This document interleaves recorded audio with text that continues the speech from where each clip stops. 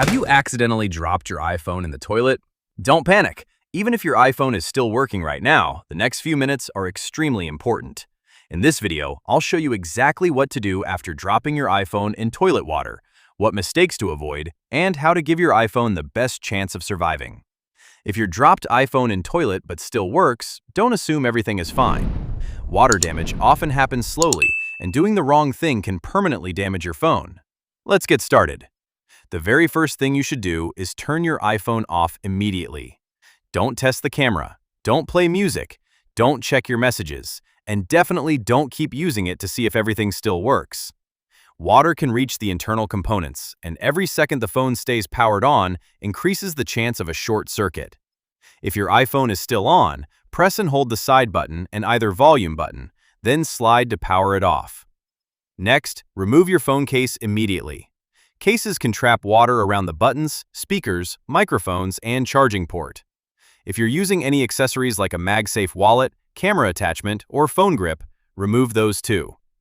Now, grab the SIM eject tool if your iPhone has a physical SIM tray. Carefully remove the SIM tray and leave the slot facing downward for a few minutes. This allows trapped water to drain naturally instead of staying inside the phone. Now take a clean, soft, lint-free microfiber cloth and gently wipe the entire outside of your iPhone. Pay special attention to the charging port, speaker openings, microphones, and camera area. If you notice water inside the charging port, gently hold the phone with the port facing downward and lightly tap it against your hand. You can also gently shake the phone to help remove water. Don't shake it aggressively. A gentle motion is enough. Now here's one of the biggest mistakes people make. They immediately plug the iPhone into a charger. Don't do that.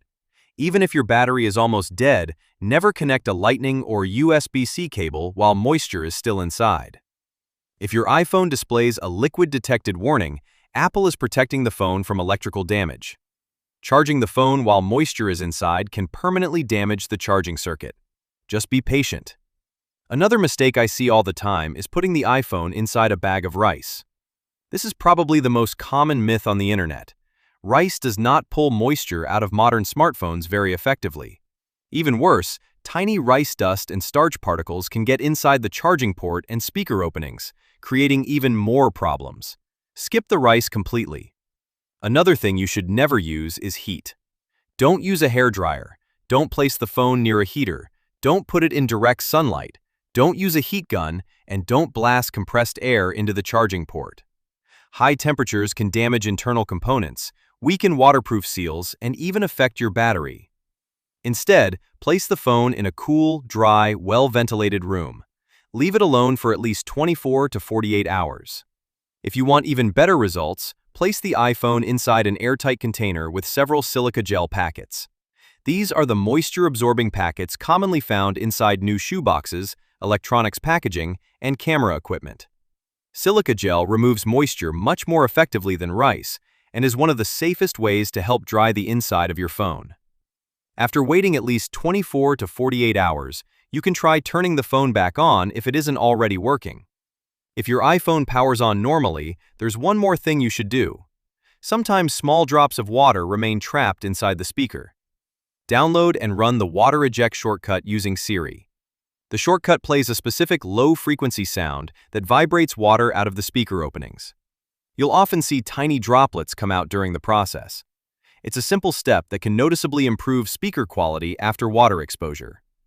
Now let's talk about something many people forget. Your iPhone didn't just fall into water. It fell into toilet water. That means bacteria are also a concern. Once the phone is completely powered off and the outside is dry, gently clean the exterior using an approved electronic disinfecting wipe or a microfiber cloth lightly dampened with 70% isopropyl alcohol. Avoid getting additional liquid inside any openings. Only clean the outside surfaces. Now you might be wondering, what if my iPhone is still working? That's great news, but don't assume you're completely safe. Corrosion can begin hours or even days after water enters the device. Watch for warning signs over the next several days.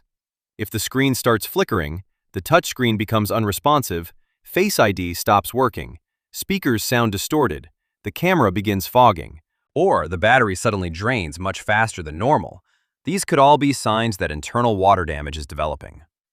If your iPhone refuses to turn on after waiting 48 hours, gets stuck on the Apple logo, shows a black screen, keeps restarting, or the display begins glitching, the battery or internal components may have been permanently damaged. At that point, it's best to visit an Apple Authorized Service Center for a professional inspection. Keep in mind that standard Apple warranties do not cover liquid damage, so repair costs may apply. If you aren't sure what condition your phone is in, leave a comment below and tell me two things.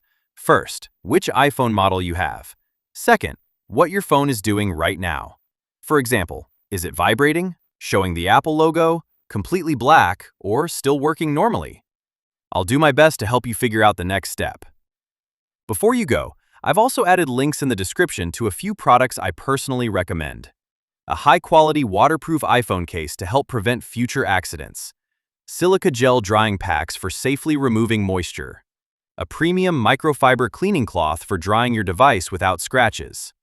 And a MagSafe wireless charger, which can be useful after your iPhone has completely dried since you won't need to plug a cable into the charging port right away. If this video saved your iPhone or helped you avoid making an expensive mistake, please hit the like button and subscribe for more iPhone tips, troubleshooting guides. Thanks for watching, and I'll see you in the next video.